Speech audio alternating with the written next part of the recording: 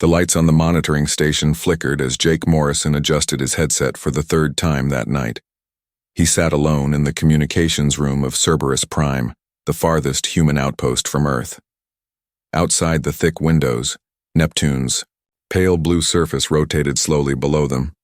Jake had been watching space signals for 7 years, and most nights were quiet. Too quiet. He took another sip of his coffee and checked the time. 3 more hours until his shift ended. The other crew members were asleep, leaving Jake to monitor the deep space channels alone. He liked it this way. The silence of space felt peaceful compared to the busy chatter of Earth. A soft beep made him look up from his report. One of the receivers was picking up something unusual. Jake frowned and leaned forward. The signal was very weak, coming from somewhere far beyond their usual range. He turned up the volume and listened carefully. Static filled his headphones, but underneath it he could hear something else. It sounded like a voice, but not human. The words were strange, flowing together in patterns Jake had never heard before. His heart started beating faster. In 7 years of monitoring space, he had never received anything like this. Jake quickly started recording the signal and called Dr. Lisa Hamilton on the internal communication system.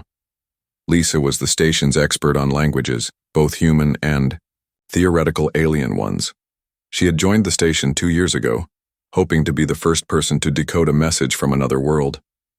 "Lisa, you need to get down here right now," Jake said into his microphone. "I think we have something."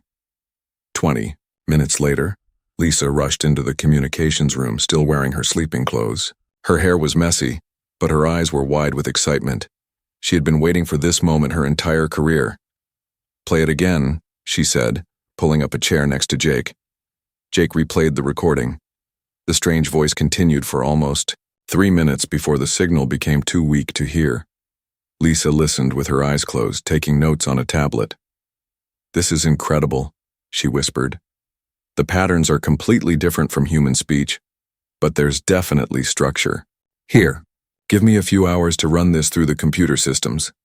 While Lisa worked on decoding the message, Jake continued monitoring the signal. It came in waves, sometimes strong, sometimes barely detectable. He could tell whoever was sending. It was very far away and their equipment might be damaged. Lisa worked through the night using every language program and analysis tool available on the station. Jake brought her coffee and sandwiches, but she barely noticed. She was completely focused on the alien words. As the sun rose over Neptune's horizon, Lisa suddenly sat up straight in her chair. "Jake, I think I have something," she said, her voice shaking with excitement. On her computer screen, she had managed to translate several words and phrases. The message was broken and incomplete, but the meaning was becoming clear. "It's a distress call," Lisa explained. "They're asking for help. Look at this part here. They're saying their world is under attack. And this section talks about their people being killed." Jake felt a chill run down his spine. "Are you sure?" Lisa nodded and continued working. Over the next few hours, she managed to decode more of the message. What she found made both of them very worried. The aliens called themselves the Ketha. They were peaceful people who traveled between stars, trading goods and sharing knowledge with other species.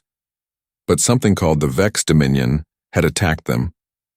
The Vex were destroying world after world, killing everyone they found. The message contained coordinates to a star system very far from Earth. The Ketha were hiding on their home planet, but they knew they would die soon. They were sending their message to anyone who might receive it, hoping someone would remember that they had existed. "They're not asking for rescue," Lisa said sadly. "They know it's too late for that. They just want someone to know what happened to them." Jake stared at the translated message on the screen. These beings, somewhere in the darkness of space, were facing the end of their entire species.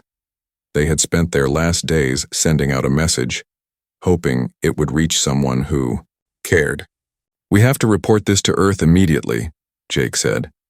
The message traveled from Cerberus Prime to Earth Defense Command in just a few hours. Admiral Peter Collins, the head of Earth's military forces, read the report in his office on Earth. At first he was suspicious. The message could be a trick from Earth's enemies or maybe just a mistake in translation. but other monitoring stations across the solar system had also detected the signal. Independent observatories confirmed that strange energy readings were coming from the coordinates the Ketha had provided. Something big was happening in that distant star system. Admiral Collins called an emergency meeting with the world's leaders. President Maria Rodriguez joined the video conference from Washington, along with military commanders and scientists from every major nation on Earth. If this message is real, Admiral Collins explained to the group, then we're looking at the complete destruction of an intelligent species. These Ketha people are dying while we sit here talking. Dr. Hamilton had been brought to Earth to present her translation work. She stood nervously in front of the most powerful people on the planet and explained what she had found. The Ketha seemed to be peaceful explorers, she said. They mentioned trading with dozens of other species across the galaxy. But this Vex Dominion is hunting them down systematically. According to the message, the Vex have already destroyed at least 30 different worlds. The room fell silent. Everyone was thinking the same thing. If the Vex were expanding across the galaxy, destroying every species they found, Earth might be next. President Rodriguez spoke first. How far away are they? 47 light years, Dr. Hamilton replied. Even with our fastest ships, it would take over a year to reach them. Then they're already dead, said General Frank Cooper, the head of the Global Defense Force. There's nothing we can do. But President Rodriguez was thinking about something else. Humanity had just finished its own terrible wars. Millions had died before the nations of Earth finally learned to work together. The leaders remembered what it felt like to face destruction, to wonder if anyone would help. Maybe we can't save the Ketha, the president said slowly, but we can make sure this Vex Dominion knows that Earth stands with the innocent, and if they're expanding toward our part of the galaxy, we need to stop them before they reach other worlds. Admiral Collins understood immediately. You want to send a military response. I want to send the largest military force in human history, President Rodriguez replied. These Ketha people sent out a cry for help. Maybe we're too late to answer it, but we can make sure their deaths are not forgotten. And we can make sure this never happens to anyone else. The room erupted in discussion. Some leaders thought it was too dangerous to travel so far from Earth. Others worried about the cost of such a massive military operation. But President Rodriguez had made up her mind. The Ketha trusted that someone good existed in the universe, she said. They believe someone would care about their message. I refuse to let them down. Within hours, President Rodriguez authorized Operation Distant Thunder. Every shipyard on Earth and in the colonies received orders to begin the largest military buildup in human history. The message was simple. No one dies alone while humanity has the power to help. 6 months had passed since the Ketha distress signal reached Earth. The planet looked different now. Every shipyard was working day and night, building the largest fleet humanity had ever created. Captain Amy Chen stood on the bridge of the UES Valkyrie, watching through the massive windows as hundreds of ships moved through space around Earth. The Valkyrie was the biggest warship humans had ever built. It was 3 kilometers long and carried enough weapons to destroy a small moon. But Amy knew that firepower alone would not win this war. They were traveling to face an enemy that had already killed entire species. Captain, we have another status. Report from the Mars shipyards, said Lieutenant Ben Carter, her communications officer. They finished 12 more destroyers yesterday. That brings our total fleet size to 2,047 ships. Amy nodded as she looked at the numbers on her screen. Never before had humanity built so many warships so quickly. Every nation on Earth had contributed ships, money, and people. Old enemies were now working together for a common cause. In the Military Planning Center on Earth, General Robert King was meeting with Admiral Susan Blake. They had been working for months to plan the most complicated military operation in human history. The war room was filled with maps, computer screens, and models of alien ships built from the limited information in the Ketha message. The biggest problem is distance, General King explained to his staff. We're talking about 847 light years from Earth. Our supply lines will be completely cut off once we leave. Everything we need for the war has to come with us. Admiral Blake pointed to a holographic display showing their planned route.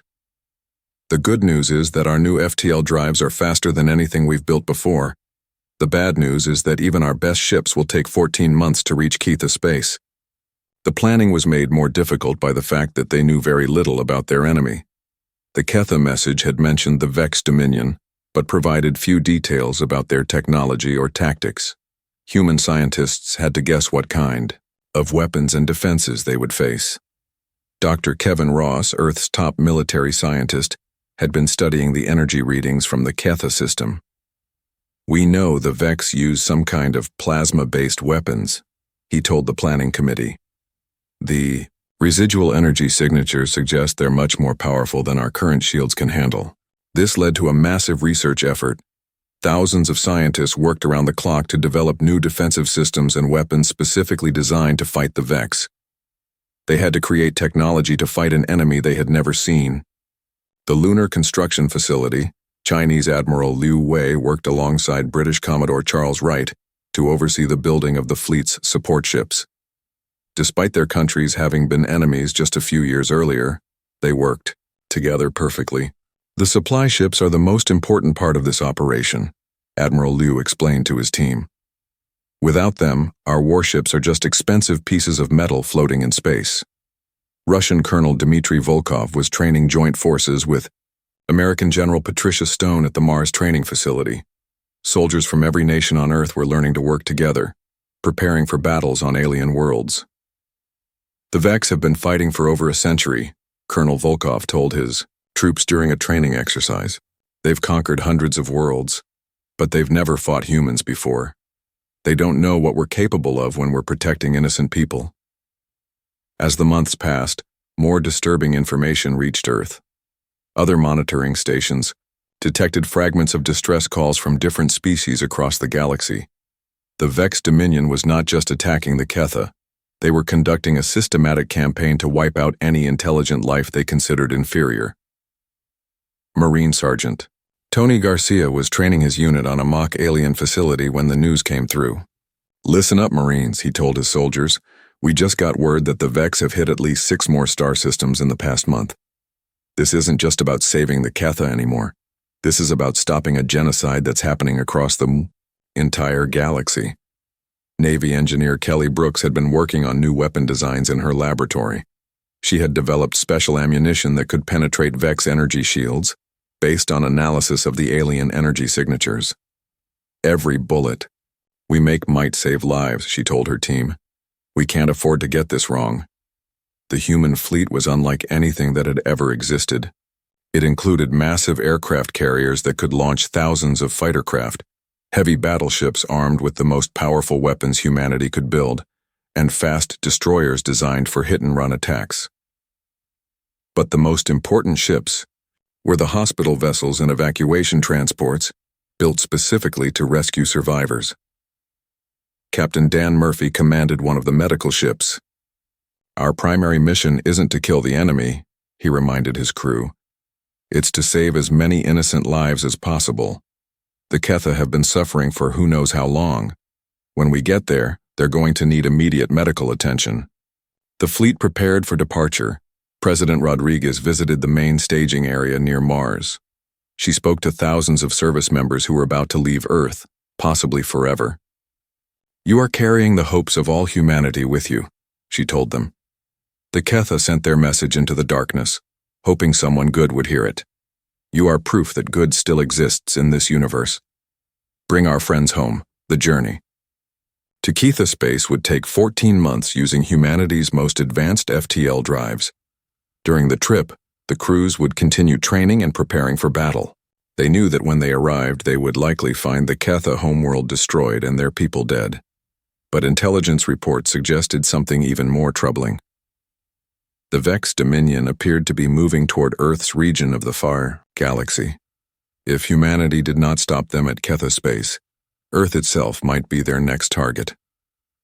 Commander Nick Davis was checking his stealth destroyer UES Ghost Runner when he received the final mission briefings. "The Vex think they can destroy entire species without consequences," he told his crew. "They're about to learn what happens when they threaten people under humanity's protection." Captain Helen Price's assault carriers were loaded with tens of thousands of Marines. all trained specifically for rescuing prisoners and protecting civilians. "We're not going there as conquerors," she explained to her officers. "We're going as liberators. Every life we save is a victory." The day of departure finally arrived. Amy stood on her bridge and looked out at the largest military fleet in human history. Ships stretched as far as she could see in every direction. Crews from dozens of nations worked together on vessels designed for one purpose: to answer a cry for help from across the galaxy. "All ships, this is Admiral Blake," came the voice over the communication system. "We are departing Earth space in 10 minutes. Our mission is simple: find the Ketha, rescue any survivors, and show the Vex Dominion that humanity stands with the innocent." Amy felt her ship's engines start up. Around her, thousands of other ships were doing the same. The fleet began moving, away from Earth, toward a star system none of them had ever seen. "Helm, set course for the Ketha system," Amy ordered. "Maximum speed." As Earth grew smaller behind them, the human fleet jumped into FTL travel. They were carrying the largest military force ever assembled, but more importantly, they were carrying humanity's promise that no one would die alone while they had the power to help. The journey would take over a year, but at the end of it, the Vex Dominion would learn what happened when they threatened the innocent. They would face Earth's full military wrath. 14 months after leaving Earth, the human fleet dropped out of FTL travel at the edge of the Ketha system. Captain Amy Chen stared at her main screen in shock. The system was not empty as they had expected. Massive alien ships moved between the planets and strange structures covered the surface of what had once been the Ketha homeworld. "My God," whispered Lieutenant Carter. "They're still here." Amy quickly opened communication channels to the rest of the fleet. Admiral Blake's voice came through clearly from her command ship. "All vessels, this is Admiral Blake. Long-range sensors show significant Vex presence throughout the system. We count over 400 enemy ships and multiple ground installations. But I'm also detecting life signs on the surface. The Ketha are still alive." The news spread through the fleet like lightning. After traveling for more than a year, they had expected to find only ruins and graves. Instead, they found a system under occupation, with Ketha survivors imprisoned on their own world. Commander Nick Davis was already moving his stealth destroyer toward the inner system. The Ghost Runner was invisible to most sensors, allowing him to get close to the Vex positions without being detected. "Admiral, this is Davis," he reported over the secure channel. "I'm seeing what look like prison camps on the main continent. Thousands of structures, all surrounded by energy barriers. The Vex are using the Ketha as slaves." Admiral Blake felt anger rising in her chest. The Vex had not simply destroyed the Ketha. They had kept them alive to suffer. She opened a channel to all human ships. "Change of mission," she announced. "This is now a rescue operation. We're not just here to avenge the dead. We're here to save the living." The human fleet moved into attack formation. Captain Helen Price's assault carriers moved to the front, ready to deploy thousands of Marines directly onto the planet's surface. Behind them, the heavy battleships prepared their most powerful weapons. But Admiral Blake had learned from humanity's own wars that the best battles were won through surprise and coordination, not just firepower. She had developed a battle plan called Righteous Fury specifically for this situation. "All units execute Righteous Fury on my command," she ordered. "We hit everything at once. Don't give them time to hurt the prisoners." The battle began with Commander Davis launching silent attacks on Vex communication towers. His destroyer's weapons cut through the alien structures like paper, leaving the Vex forces unable to coordinate their defense. At the same moment, Captain Price's carriers launched thousands of Marines in armored drop pods. The small craft screamed through the atmosphere toward the prison camps, while human fighters engaged Vex aircraft in the skies above. Lieutenant Colonel Steve Murphy led the first wave of Marines to hit the ground. His unit crashed through the energy barriers surrounding the largest prison camp and found themselves face to face with the first living Ketha they had ever seen. The aliens were thin and weak, clearly malnourished after months of imprisonment.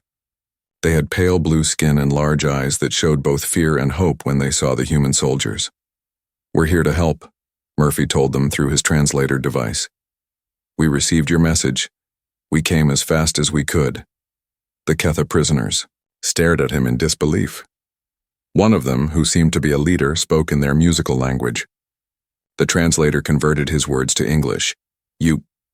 You came? But we are so far from your world. Why would you risk your lives for us? Murphy helped the weak alien to his feet. Because no one should die alone when we have the power to help. While the ground battle raged, Captain Alex Turner's heavy cruiser squadron engaged the main Vex fleet in space. The alien ships were powerful, but they had grown used to fighting peaceful species that did not fight back. The human warships attacked, with a fury that caught them completely off guard. Target their command ship, Turner ordered. Cut off their leadership. The human fleet worked together like a perfectly tuned machine. Destroyers harassed the enemy flanks while battleships delivered devastating firepower to the center of the Vex formation. The aliens had superior technology, but the humans had superior tactics and motivation. On the ground, Major Julia Barnes was coordinating the evacuation of Ketha civilians. Her medical teams worked frantically to treat aliens who had been tortured and starved for months. Many were dying, but many more could be saved with immediate treatment.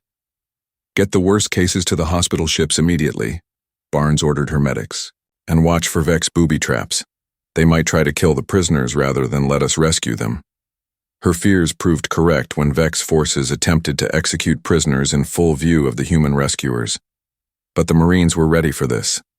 Sergeant Tony Garcia led a squad that eliminated the Vex executioners before they could harm more Ketha. Not on our watch, Garcia growled as his men secured another group of prisoners. The battle was going well for humanity, but Commander Rachel Lewis's intelligence team made a discovery that changed everything. They had broken into the Vex computer networks and found records of the alien empire's activities. Admiral, you need to see this, Lewis reported. The Vex have killed over 200 different species in the past century. The Ketha were supposed to be number 201. And we found something else. They have detailed maps of our region of the galaxy. Earth is on their target list. Admiral Blake felt a chill run through her. The Vex were not just random raiders. They were conducting a systematic campaign to wipe out all intelligent life in the galaxy. If humanity had not come to help the Ketha, Earth would have been next. The space battle reached its climax when the main Vex command ship tried to escape the system. Captain Amy Chen's battleship Valkyrie moved to intercept it, supported by a dozen other human warships. This is Captain Chen of the Terran Federation, she broadcast to the Vex vessel. You have committed genocide against innocent people. Surrender now, and you will be treated according to the laws of war. The Vex response was to fire on the evacuation ships carrying wounded Ketha civilians. Chief Petty Officer Danny Wright was monitoring Vex communications when he detected their attack order. He immediately hacked into their command network and broadcast a message to every Vex ship in the system. This is the Terran Federation. You have harmed those under our protection. Surrender now, or face the consequences. The Vex commander's response came back in broken English. Humans are weak. You protect the inferior. You will join them in death. Then the Vex began executing Ketha prisoners on live video, broadcasting the murders to the human fleet. The effect on the human forces was immediate and terrible. These Marines and sailors had traveled across the galaxy to save innocent lives, and now they were watching those same innocents being murdered in front of them. Captain Morrison, now commanding a Marine assault unit on the ground, spoke for all of humanity when he responded to the Vex broadcast. You want to see what humans do when you threaten the innocent? You're about to find out. No quarter. The words no quarter spread through the human fleet like wildfire. It was an old military term meaning no mercy would be shown to the enemy. The Vex had chosen to murder innocents rather than surrender. Now they would face the full wrath of an enraged humanity. What happened next would be remembered as the most decisive naval battle in human history. The human fleet, fighting with righteous anger, destroyed the Vex forces so completely that not a single alien ship escaped the system. But the real victory was on the ground, where nearly 400,000 Ketha had been rescued from certain death. They were weak and traumatized, but they were alive. The species that had sent a desperate message into the darkness had been saved by the people who received it. The Ketha's message of hope had been answered by humanity's promise of protection. 3 weeks had passed since the battle for the Ketha system ended. The human fleet now orbited the alien homeworld, but the scene was very different from the desperate fight they had expected. Medical ships moved between the planets, carrying Ketha survivors to safety. Engineering vessels worked to repair the damage the Vex had caused to the alien cities. Captain Amy Chen walked through the corridors of her ship, visiting the wounded human soldiers in the medical bay.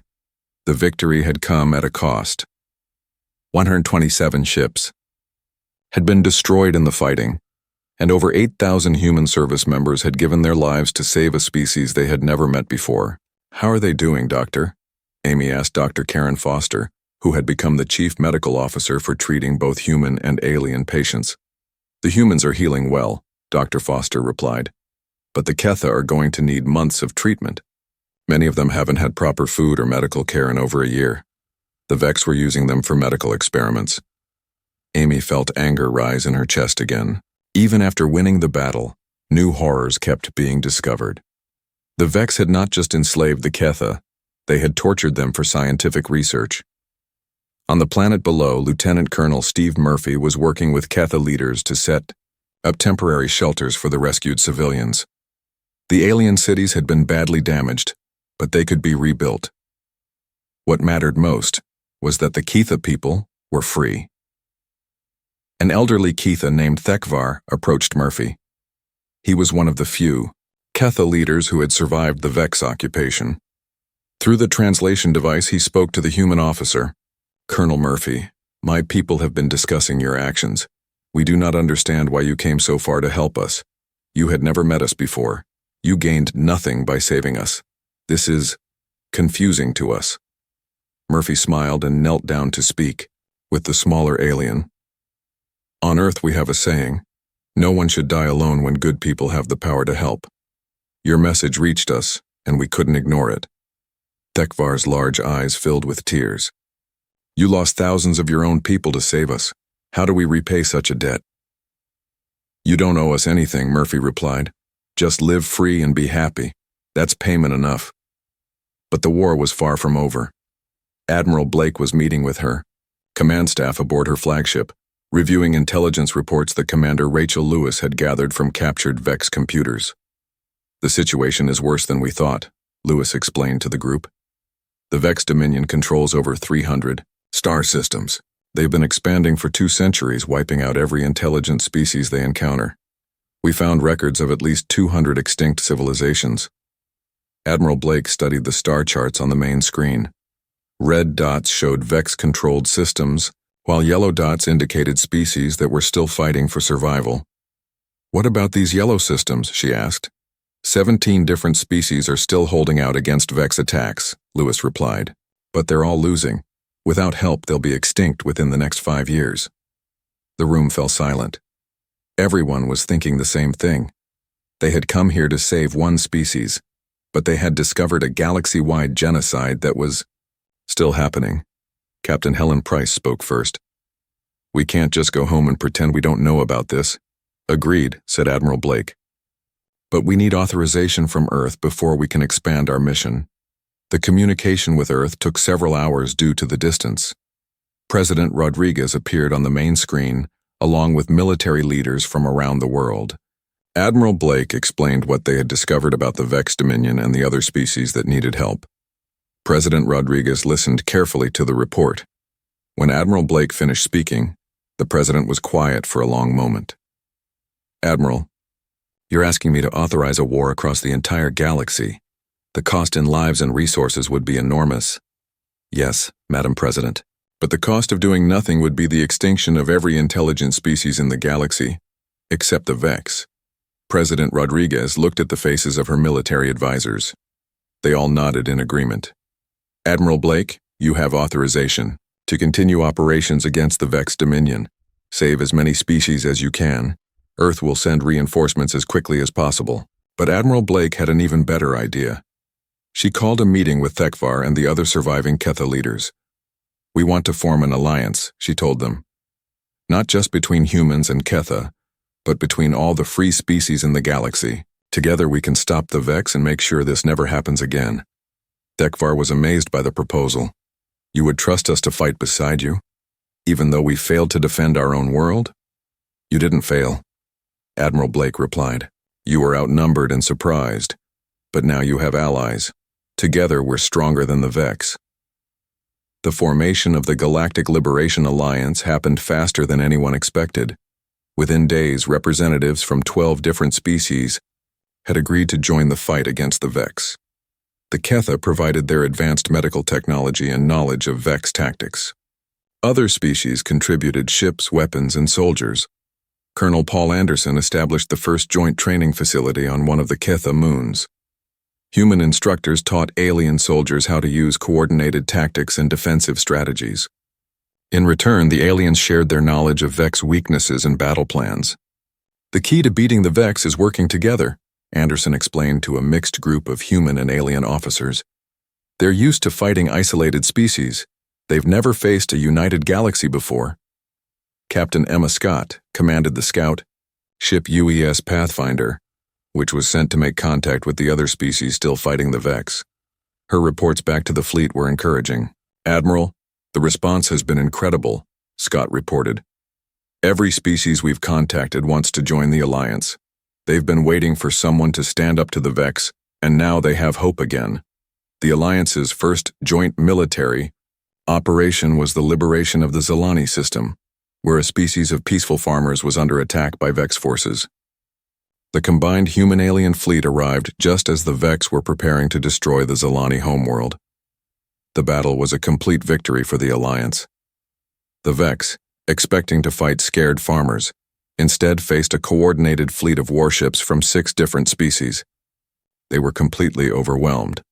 As the months passed, the Galactic Liberation Alliance grew stronger.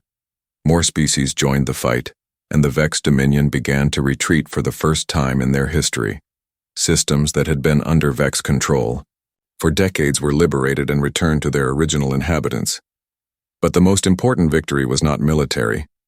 It was the sight of children from different species playing together on the Alliance ships, while their parents worked side by side to build a better galaxy.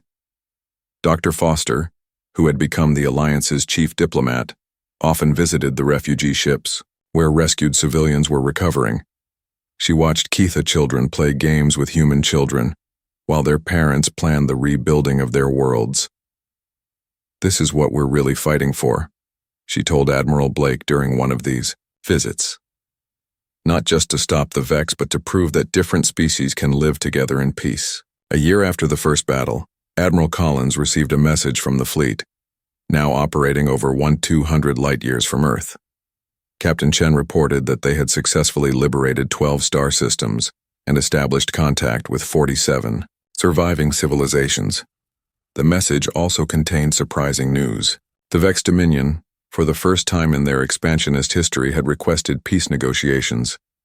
But the most meaningful moment came when Tekvar, now recovered and serving as the Ketha representative to the Alliance, spoke to Dr. Foster about humanity's role in the galaxy. When we sent our message into space, we hoped someone would remember us when we were gone, the elderly Ketha said. Instead, you came to ensure we would never be forgotten. Perhaps this is what the universe has been waiting for. A species that measures strength not by what they can destroy, but by what they choose to protect. The original Ketha distress signal had been added to Earth's cultural heritage archives, not as a historical curiosity, but as the moment humanity found its true purpose among the stars. They had become the shield that stood between the innocent and those who would harm them. The galaxy was finally learning what it meant to have humanity as its protector.